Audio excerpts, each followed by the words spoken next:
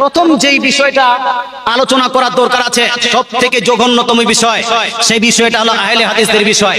আহলে হাদিসদের একজন মৌলভী খলিলুর রহমান বিন ফজলুর রহমান, এই বইটা হলো তার লেখা। বইটার নাম হলো অধিকাংশ লোক আল্লাহর প্রতি ঈমান আনা সত্ত্বেও মুশরিক। বইটার নাম অধিকাংশ লোক আল্লাহর প্রতি ঈমান আনা সত্ত্বেও মুশরিক মুসলমান। এই আপনার পেজ, এই কিতাবের পেজ নাম্বার 71। আমাদের আকীদা বিশ্বাস হলো আল্লাহর কোনো আকার আছে না নাই, আল্লাহর কোনো আকৃতি, আল্লাহর কোনো দেহ, আল্লাহ তাআলা শরীর বিশিষ্ট নয়।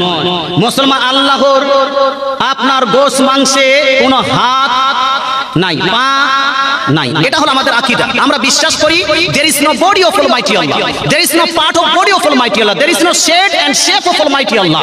আল্লাহর কোনো শেড নাই, আল্লাহর কোনো শেপ নাই, আল্লাহর কোনো আকার নাই, আকৃতি নেই। এটা আমাদের বাপ দাদা 14 খানদান উপর থেকে যা বিশ্বাস করে আসে।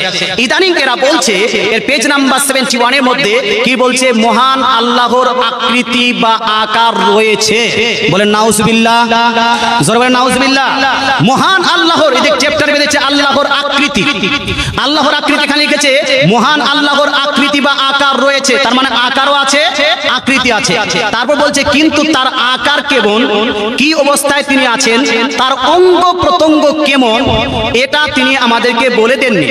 তার মানে তিনি বলছেন যে তার আকার আছে, আকৃতি আছে, অঙ্গ প্রত্যঙ্গ আছে, কিন্তু আমরা বলতে পারবো না কেমন। কথা বোঝা গেল?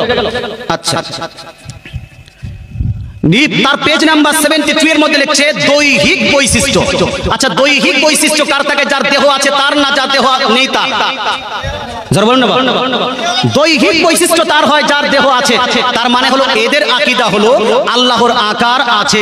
মুসলমান আপনাকে বলতে চাই আল্লাহ তাআলা কোরআন শরীফের মধ্যে বেশ কিছু জিনিসের উল্লেখ করেছেন, যেমন আল্লাহ তাআলার হাত, এটার কোরআনে উল্লেখ আছে।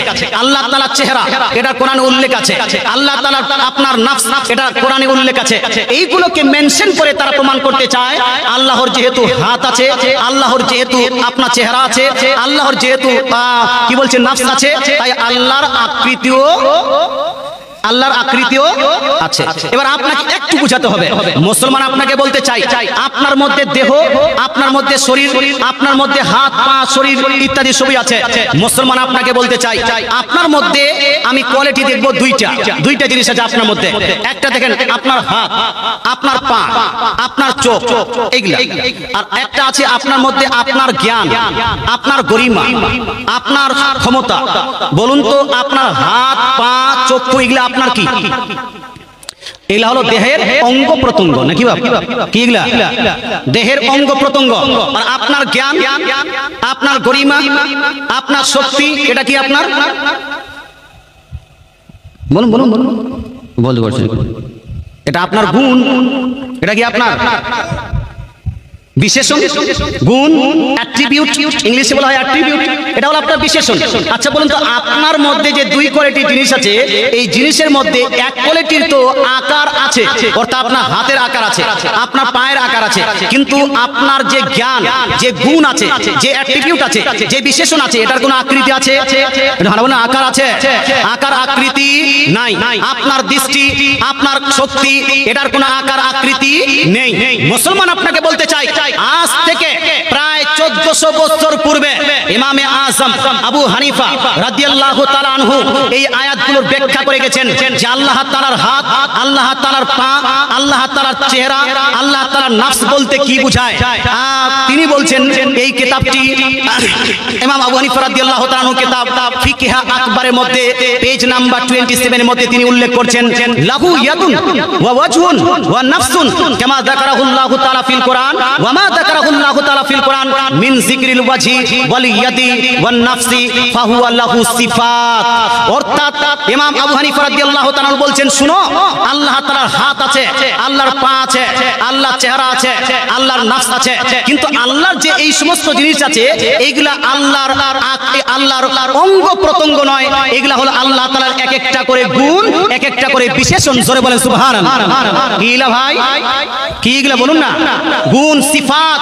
সিফাত এটা বহুবচন সিফাতুনের, সিফাতুন সিফাত, এটা হলো আল্লাহর গুণ।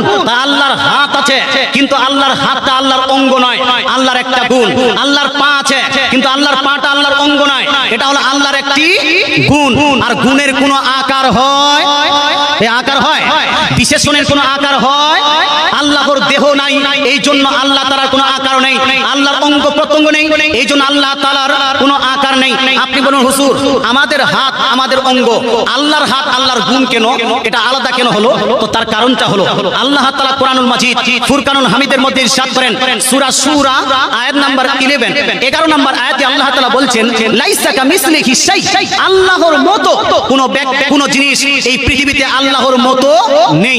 আল্লাহ তাআলার সঙ্গে কাউকে সাদৃশ্য করা যাবে না, আল্লাহ তাআলার সঙ্গে কাউকে তুলনা করা যাবে না। আল্লাহর হাতকে আপনার হাতের সঙ্গে যদি তুলনা করেন, আল্লাহর হাতকে মানুষের হাতের সঙ্গে যদি তুলনা করেন, তাহলে আকৃতি প্রমাণ হবে। কিন্তু যখনই আপনি আল্লাহর হাতকে মানুষের হাতের সঙ্গে তুলনা করবেন, সঙ্গে সঙ্গে কোরআনের অস্বীকার করার জন্য সঙ্গে সঙ্গে আপনি কাফির হয়ে যাবেন। কি হবেন বাপ? কাফির।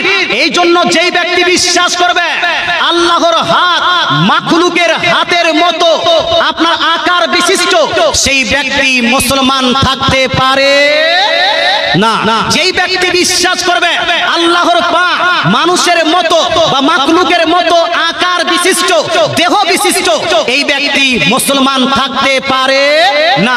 কারণ এই ব্যক্তি মাখলুককে আল্লাহর সঙ্গে তুলনা করলো বা মাখলুককে আল্লাহর সঙ্গে উপমা দিল, আল্লাহকে মাখলুকের সঙ্গে উপমা দিল। আর এই উপমা করাটা হলো কুফরিয়া। কথা বোঝা গেল? আজকে শুধু এই কিতাবের মধ্যে নয়, বা আপনি ইউটিউবে শুনেন, সমস্ত জায়গাতে একই কথা, মুসলমান যে আল্লাহর আকার আছে, আকৃতি আছে।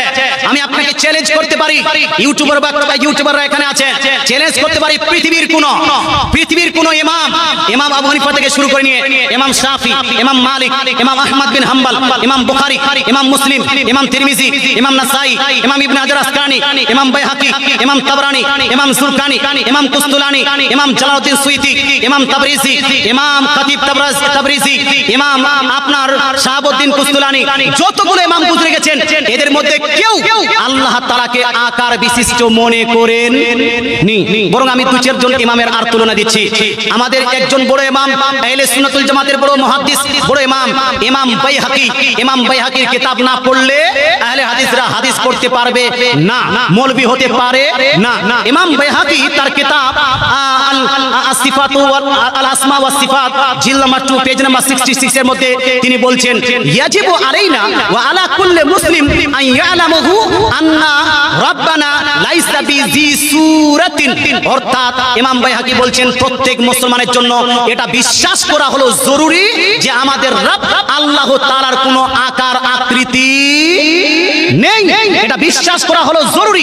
মুসলমান মক্কা মদিনার বড় ইমাম মুল্লা আলী কারি রাহমাতুল্লাহি আলাইহি মিরকাত শারহে মিশকাতের মধ্যে বলছেন, ইন্নাল্লাহা মুনাজ্জাহুন আনিস সূরাতি ওয়াল কামিয়াতি ওয়াল কাইফিয়াতি ওয়াল জিহাতি।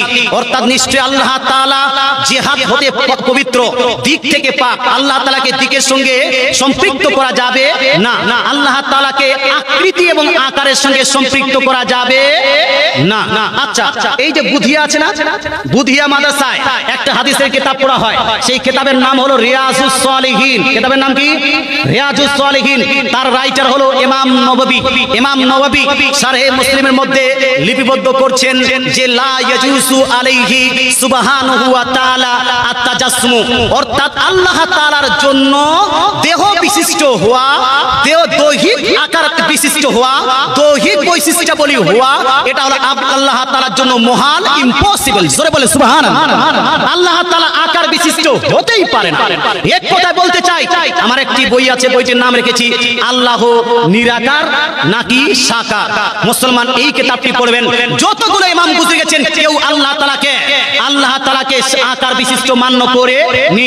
এটা হলো ওয়াহাবিদের বানানো আকীদা, এটা হলো ওয়াহাবিদের বর্তমান বিশেষ করে বাংলাদেশ, পাকিস্তান আর ইন্ডিয়ার ওয়াহাবিদের আহলে হাদিসদের বানানো আকীদা।